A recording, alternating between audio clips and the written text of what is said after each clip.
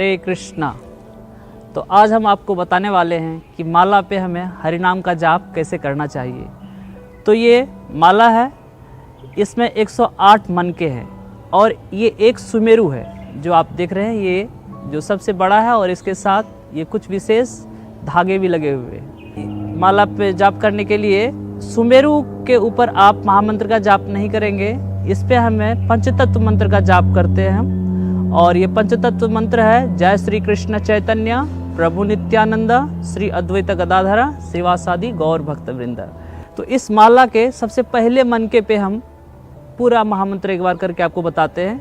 हरे कृष्णा कृष्ण कृष्ण हरे हरे, हरे राम राम राम हरे हरे। फिर आप दूसरे मनके पे भी इसी महामंत्र को फिर से बोलेंगे। हरे कृष्णा कृष्ण कृष्ण हरे हरे, हरे राम राम राम हरे हरे। तो इस तरह से जब आप एक एक मनके पे करते करते जब आप अंत में आएंगे तो आपका 108 पूरा हो जाएगा। तो आप यहाँ पे आके इस सुमेरु को पार नहीं करेंगे, जहाँ पे आपका सुमेरु से जस्ट एक पहले मनके पे आपका खत्म हो जाता है 108।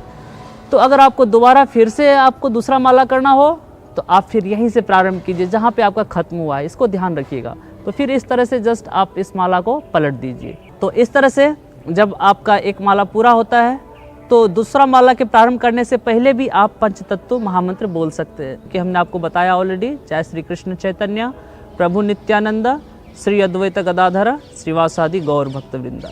तो अब आगे चूँकि आपको इस माला को सुरक्षित जगह पे शुद्ध अवस्था में भी रखना है, इसके लिए आपको एक थैली की ज़रूरत होती है ताकि आपका माला सुरक्षित रहे और ये शुद्ध रहे।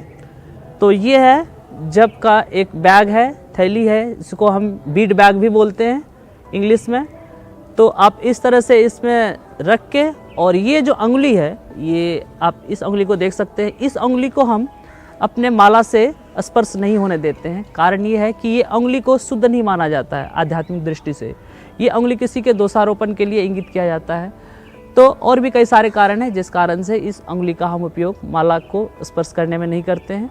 तो ये उंगली आपका बाहर रहेगा। और जैसा कि मैंने आपको पहले ऑलरेडी बताया है कि जिस तरह से आपने बाहर में माला किया था, पहले सबसे पहले मनके पे, फिर एक एक करके जब आप 108 आपका पूरा होगा तो पुनः आप वहीं से प्रारंभ करके तो इस तरह से आप माला का जाप कर सकते हैं। बीड बैग को आप एक सुरक्षित जगह पे रखिए, एक स्वच्छ जगह पे रखिए।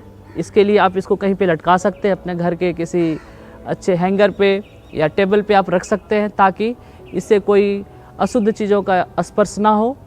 तो ये कुछ सावधानियां हैं जो आपको इस बीड बैग के साथ रखनी है। और कि माला का चुनाव कैसे करें, तो सामान्यतः जो माला जप माला होता है वो रुद्राक्ष का होता है, बेल का हो सकता है, नीम का हो सकता है और तुलसी का होता है, जो सामान्यतः हमें उपलब्ध है। तो इसमें जो आपको रुद्राक्ष के माला पे हरि नाम का जाप नहीं किया जाता है, ये भगवान शिव जी के नाम का जाप के लिए उपयोग किया जाता है।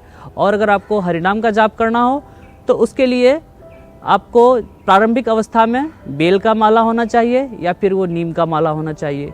जो तुलसी का माला है उस पे जाप करने के लिए कुछ योग्यताएं चाहिए। वो योग्यताएं हैं कि आप लहसुन प्याज अगर सेवन कर रहे हैं, मांसाहार सेवन कर रहे हैं, तो उस अवस्था में आपको तुलसी के माला पे जाप नहीं करना चाहिए।